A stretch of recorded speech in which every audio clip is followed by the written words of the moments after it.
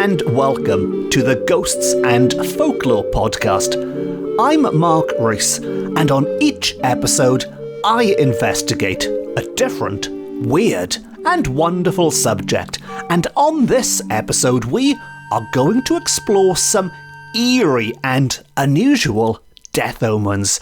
Death omens that don't conform to the usual rules. Death omens that are a little bit out of the ordinary, but no less deadly for those who encounter them. And so, to begin at the beginning.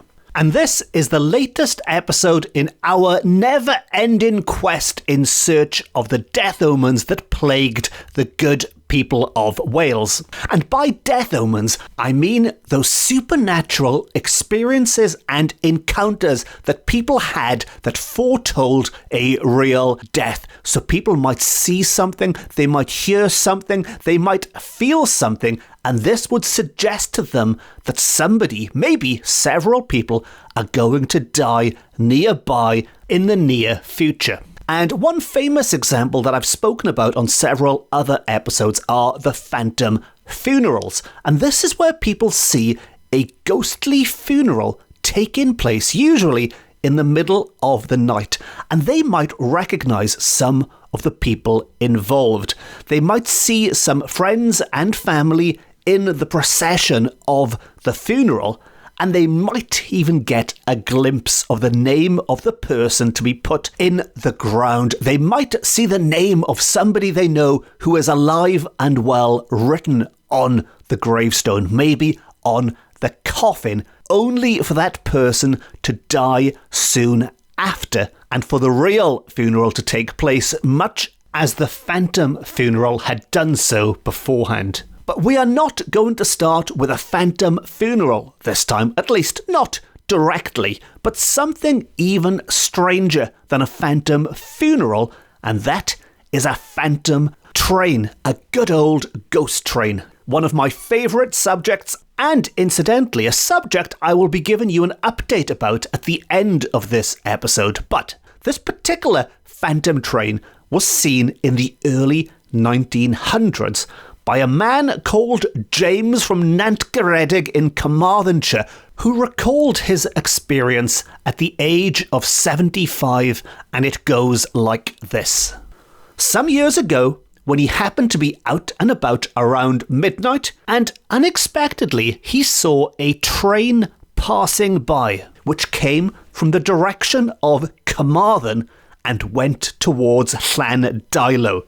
But as no train was due to pass through the station of Nantgaredig at that hour, he inquired of the station master next morning what was that special train that passed at midnight. In reply, he was told he must have been dreaming, or he had seen the spirit of a train, as no train had passed at that time of night. So the station master clearly didn't believe him. He accused him of dreaming. He could have accused him of drinking as well, but he had done neither. And when the station master suggested maybe he'd seen the spirit of a train, I am assuming he was joking when he did so. Maybe he did it with a laugh or a smirk. Spirit of a train. But maybe, just maybe, that's exactly what James saw. And to continue, a few days after this, a special train did indeed pass through the station. And this train was special because it was not a regular train, but one put on specially to convey a large funeral from Carmarthen to Llandilo. And James was convinced that the train he had seen in the night was nothing less than an apparition of the real train with the funeral, and we are also told that his friend corroborates this, so not everyone made fun of James like the station master. So what was really going on? Well, if we give James the benefit of the doubt, and we assume that his account was accurate, not only is this a case of a phantom train, but it's also a phantom funeral at the same time. It was a phantom train carrying a phantom funeral. A phantom funeral train, if you will. I've invented a new death omen off the top of my head. A phantom funeral train, and there are not many of those charging around the countryside at night.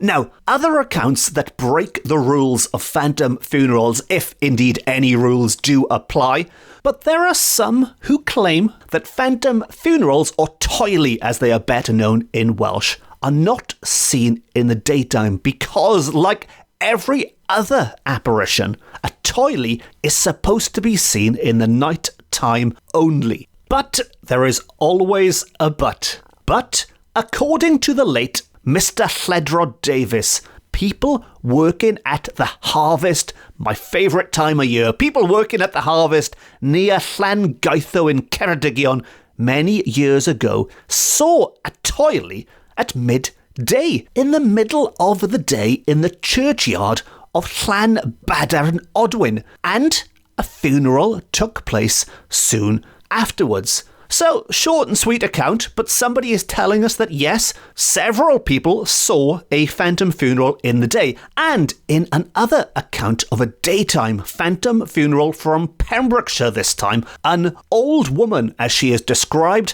an unnamed farmer's wife in the parish of Llanacefn, says that an old man named John Salmon saw an apparition of a funeral in the daytime, and he even recognised most of those who were in the procession. A very important part of phantom funerals here, being able to recognise the participants, but was surprised to find that the minister was not amongst them. And I should interrupt quickly here to point out, maybe I'm pointing out the obvious, but of course it would have been strange having the funeral without the minister, because being the good, God-fearing Christian country that Wales was, you wouldn't want to send someone off without the correct personnel on hand. But a few days after this, a funeral did take place. A real funeral took place. And the minister was prevented from being present as he had been called away from home at the time. A detail which, if we assume all of this is true, adds further weight to the truth of the old woman's story.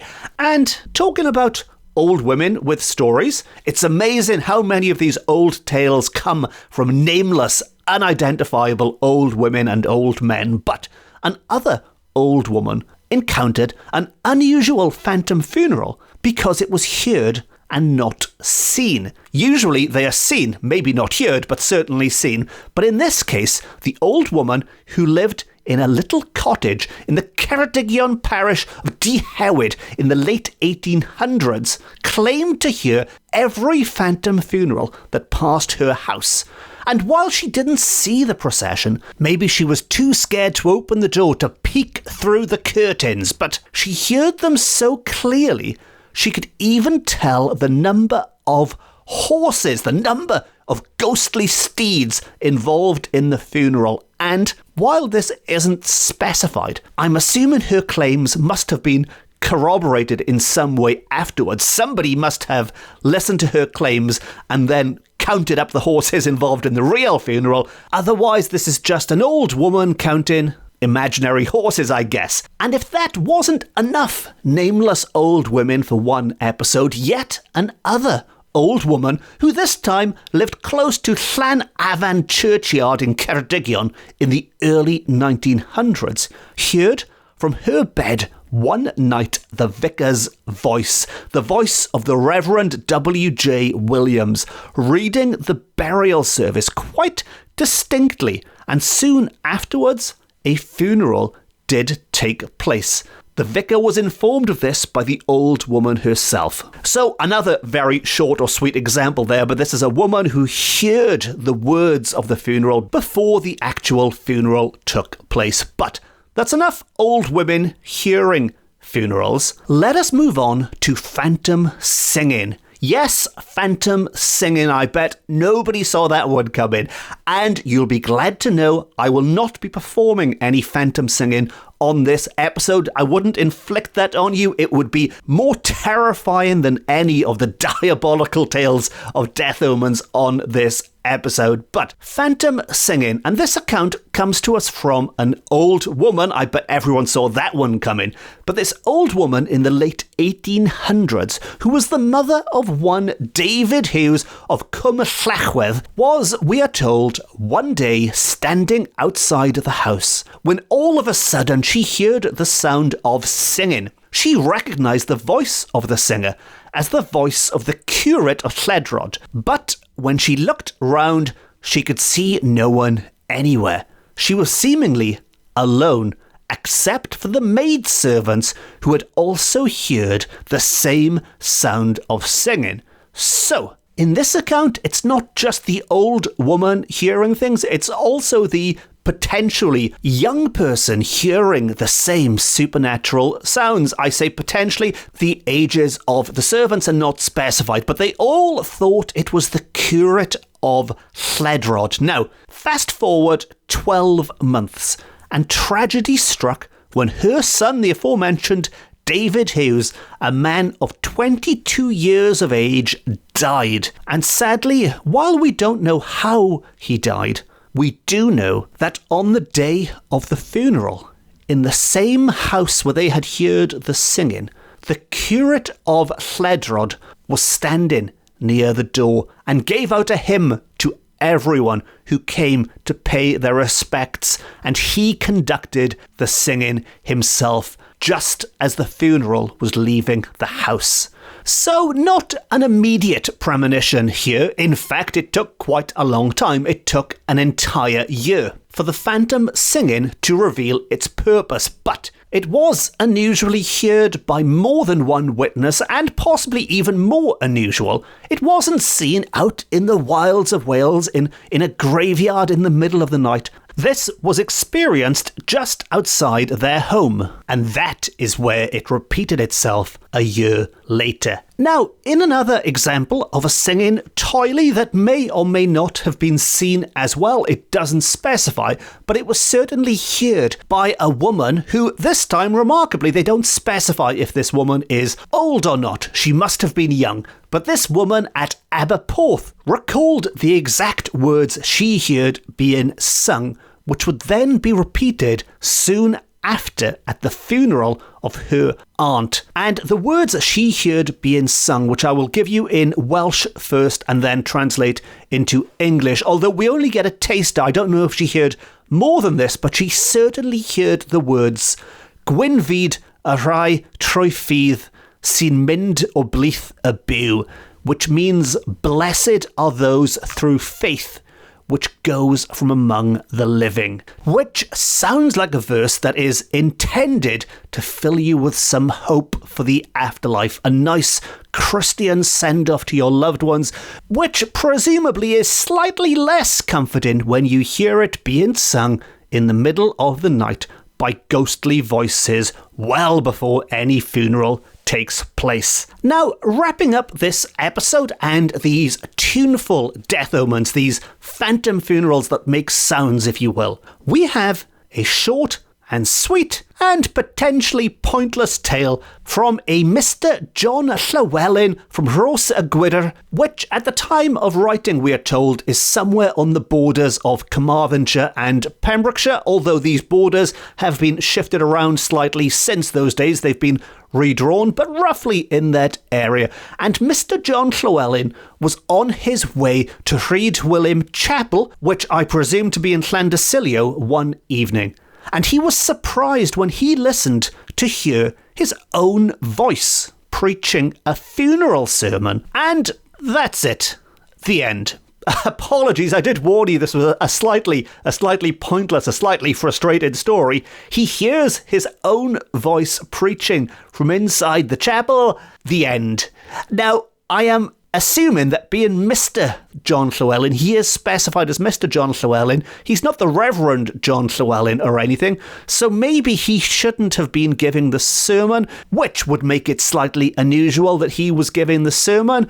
Maybe he died soon afterwards. After hearing that voice, maybe he died. Maybe someone he knew died soon after. I don't know. It's all hypothetical. I'm just thinking aloud as to what reason, what purpose there would have been to record this story a century ago and what purpose I have for repeating it a century later on this podcast. As always, if you have any theories, answers on postcards, or as we use nowadays, social media, and we'll see if we can work out exactly what was going on with Mr. John Llywelyn.